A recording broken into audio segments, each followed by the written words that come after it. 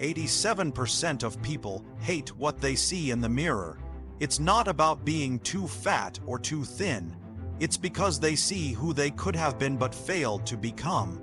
The only 3 regrets in my life are not seeing combat as an army officer, yelling at my mother the day before she died, and not setting my goals high enough. When people are on their deathbeds, they don't regret missing a soccer game or a prom. They regret the things they didn't do. I can show you how to get to the top of the podium at the Olympics, not for bronze or silver, but for gold. If you're not going for gold, don't waste my time. Show me your friends and I'll show you your future. Bill Gates doesn't hang out. Steve Jobs didn't chill. Warren Buffett, it doesn't hang. Elon Musk doesn't hang. Would you want your children to be like your 2 best friends? Probably not. Would you even want them to be like you? Probably not. So why aren't you doing anything about it? If I were to judge you by the people you hang out with, I would probably judge you as a monkey. You hang out with monkeys and your life becomes a circus. You only have one time to make a first impression. The first impression is how you look. The second impression is when you open your mouth. Most people can't speak properly. They stutter, mumble, and sweat. Go to where people are who you want to be like.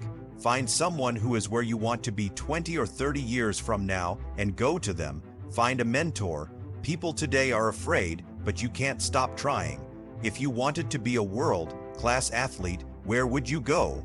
To a world-class coach. The first self-esteem is built in the first 7 or 8 years of life, around your parents, older siblings, and grandparents. What the hell do they know about building self-esteem? We listened to our parents out of politeness or fear, but now, kids just say their parents are talking crap. What are you going to tell your grandchildren and children 20 years from now when the greatest transformation of wealth occurred? What were you doing? You're going to tell them you had your thumb up your ass.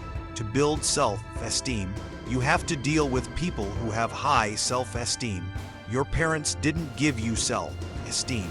It's a form of self-confidence and self-awareness. Most parents aren't capable of creating high-performance kids unless they are high-performance themselves. Self-esteem is the bedrock of high performance, but it's the least taught thing in schools. You get what you get in life by working hard. When my kids got out of great schools, I said, I'm hard. Olympic athletes say, I'm as hard as their Olympic coach was when they won 2 gold medals. You want people like that in your life, not someone who agrees with you and says, it's all right, you can try again. You're only 26.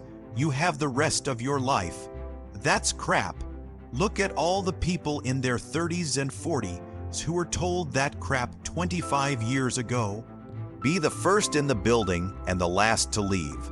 My daughter's chairman noticed her light was on at 5:00 a.m. and still on at 11:15 p.m. and she got promoted. If you're in sales, make 300 cold calls a day. Will it still work now? Absolutely. We have people doing it right now. I had a guy who just did a $50 million deal. He said if I had told him he was 2,000 cold calls away from his first deal, he would have sent me a check for $20,000 and said thank you. I believe in God. I have faith. Most of you don't have faith in yourselves because you have low self-esteem and no self-confidence. You look like crap, you dress like crap, and you blame it on the 21st century. If you want to get money from banks, dress like the president of your country. Some people dress the way they do because they don't want the opportunity. They've been engaging in self-sabotaging activities for so long it's become a way of life. Success leaves clues. All these guys who changed the world worked 80, 100, or 120 hours a week.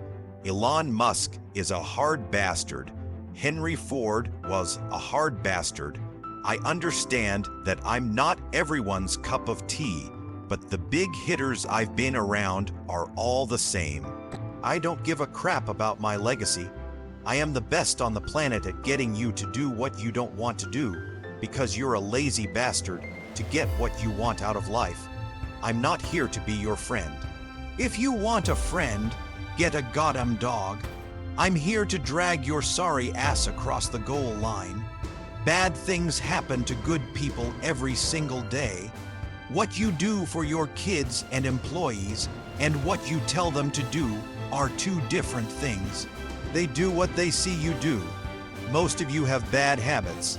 I've never seen a high-performance person who was part-time. If you weren't afraid of what people thought, said, or whispered about you, what could you accomplish? A lot more. Why do we care what people think? Because we have no self-worth, little self-esteem, and no self-confidence. And how did we get that way, Mommy and Daddy? When was the last time you exhibited courage? Some of you have to go back a long, long way. I can't believe there are people in this audience who have never been spanked, never had a harsh word said to them, and never got in a fight. You wonder why you are the way you are. Most young men come to me because they're looking for the alpha male father they never had. The world has come to a point where a crazy old man has to get you to do things you're afraid to do. So far, 95.6% of everyone who has taken the snowflake test is a snowflake. If someone spit in your wife's face, your daughter's face, or your mother's face, where I come from, there's only one alternative. You beat them down into the pavement or die trying.